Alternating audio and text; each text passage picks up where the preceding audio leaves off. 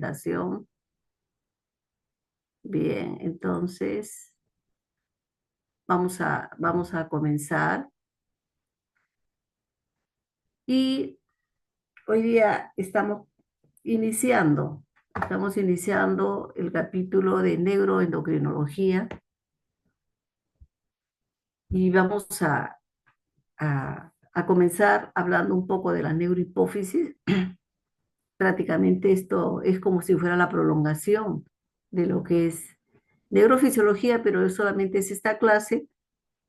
eh, y tenemos que hablar de la neurohipófisis porque neurohipófisis y adenohipófisis son dos temas que están relacionados íntimamente con el hipotálamo.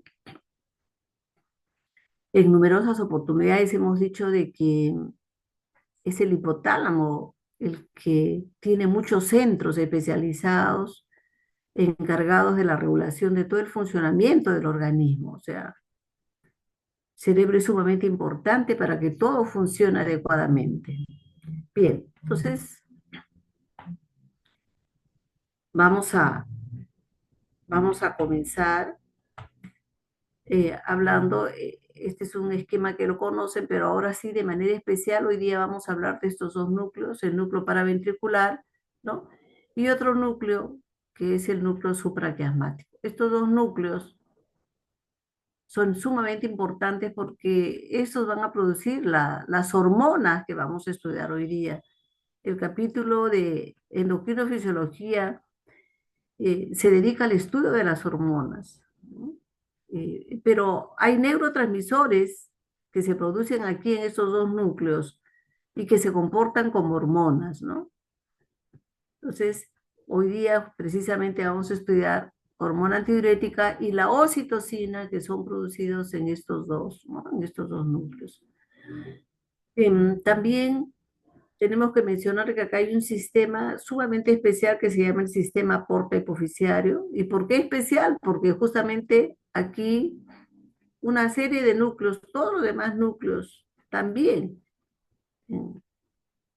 En la primera oportunidad que tuvimos de conversar sobre el hipotálamo, hablamos de este gran núcleo, núcleo preóptico, donde se sintetizaban las hormonas liberadoras de las gonadotrofinas, ¿no? Y liberadoras, ¿por qué? Porque estas son las hormonas que cuando se van a depositar, ¿no?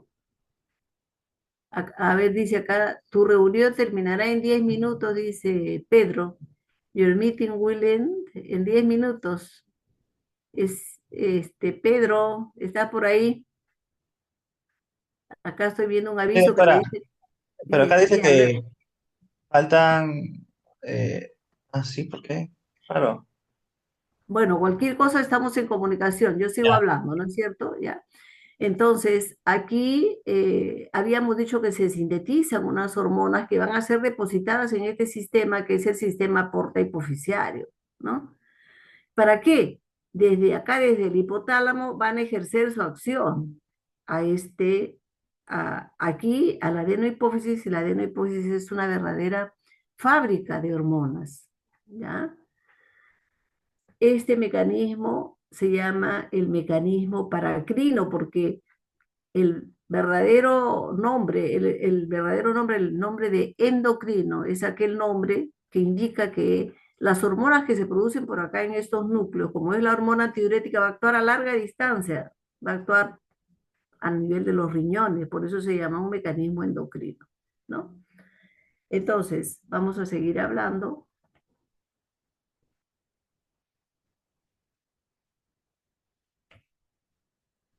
Y acá, al máximo aumento el sistema portohipoficiario, aquí esta fábrica, esto es la adenohipófisis, y acá la neurohipófisis. La neurohipófisis, como ustedes pueden apreciar, solamente está formada por estos axones sumamente largos de estas neuronas hipotalámicas. Estas neuronas se llaman las neuronas magnocelulares y estas neuronas son las que van a producir el neurotransmisor y ¿no? Lo van a depositar en este punto, ¿no? En este punto va a ser depositado. Y de ahí van a ir a la circulación general. Hemos dicho que la hormona antidiurética desde aquí se va a la circulación general y hace su efecto, su acción a nivel de los riñones, ¿no? Sin embargo, entonces ya habíamos hablado del mecanismo endocrino, habíamos hablado del mecanismo paracrino que está aquí, ¿no es cierto? O sea, desde estas neuronas, las hormonas liberadoras hipotalámicas eh, para la liberación de las gonadotrofinas se sintetizan acá en el núcleo arqueado y en el núcleo preóptico, como habíamos visto, son depositados acá las hormonas y van a hacer su acción en estas células, ¿no? Eh, las células gonadotropas, en este caso para producir las gonadotrofinas. Hay otras células en adenohipófisis, por ejemplo, las células somatotropas, que se encargan de producir la somatotropina humana, hormona de crecimiento, ¿no? Estas células muy parecidas a estas que están acá, ¿no? Esto está lleno de células, tienen un mecanismo que se denomina el mecanismo autocrino, ¿no? ¿Qué significa el mecanismo autocrino? Que cuando estas células han producido una buena cantidad de hormona de crecimiento, ellas solitas se autoinhiben. Es impresionante, ¿no? Cómo ellas solas pueden regular, ¿no?, su producción. Entonces, es el mecanismo autocrino que emplean algunas células como las células, ¿no?, las somatotropas que producen la hormona de crecimiento. Y acá lo que les decía, el resumen, ¿no?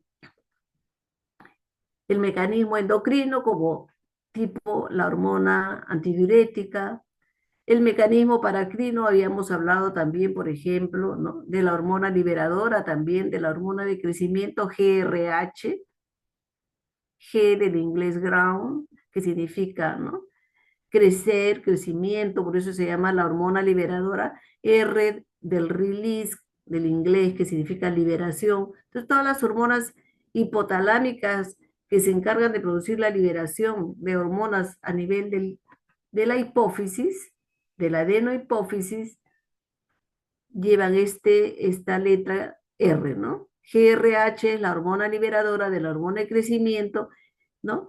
Que emplea precisamente también el mecanismo paraclínico, pero también el mecanismo autocrino, ¿no? El mecanismo autocrino, habíamos hablado de la célula somatotropa, que ella misma, ¿no?, se autoinhibe, ¿no? Una perfección tremenda, ¿no?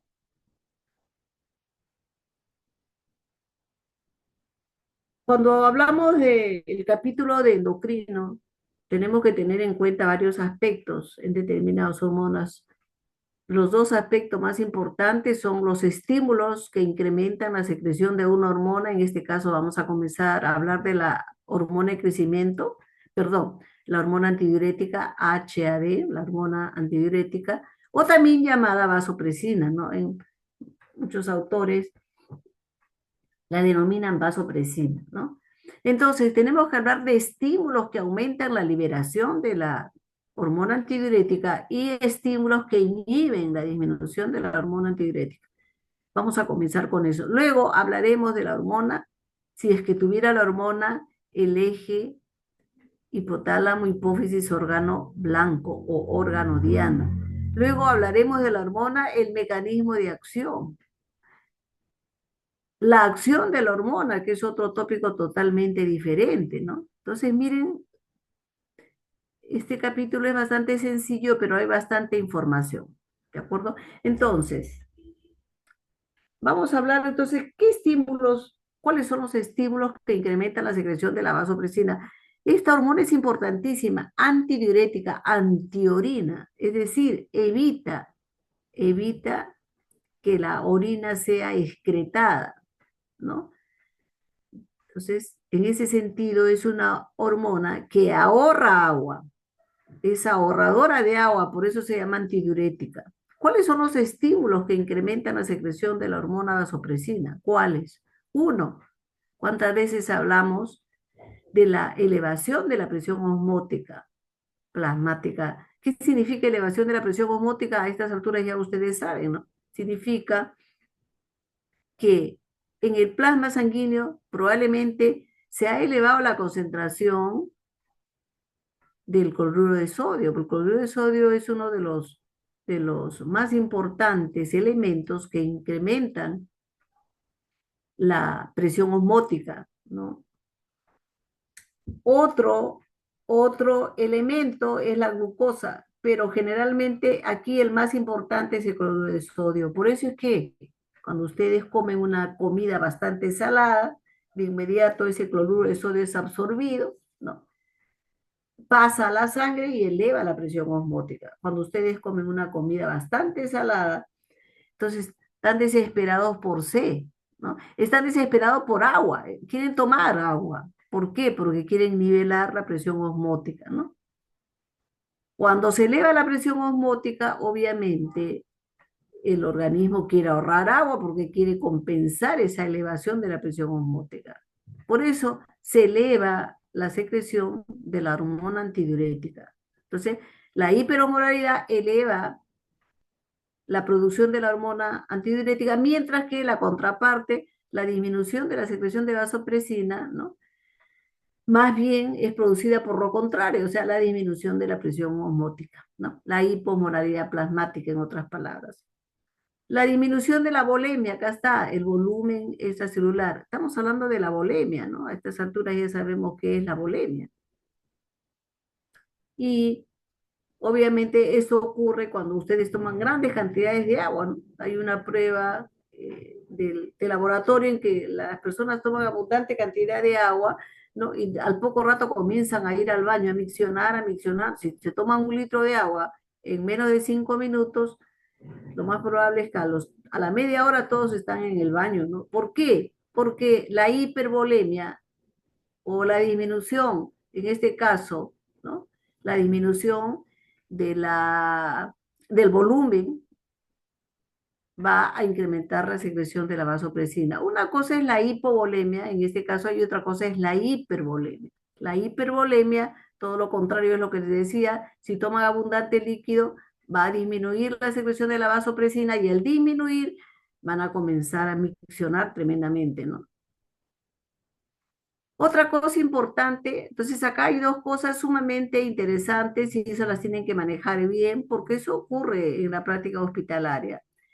El dolor, la emoción, el estrés quirúrgico, esto es el estrés quirúrgico, estrés crónico también puede ser considerado. Quirúrgico significa que el paciente ha sido operado, ha tenido una cirugía y obviamente en toda cirugía hay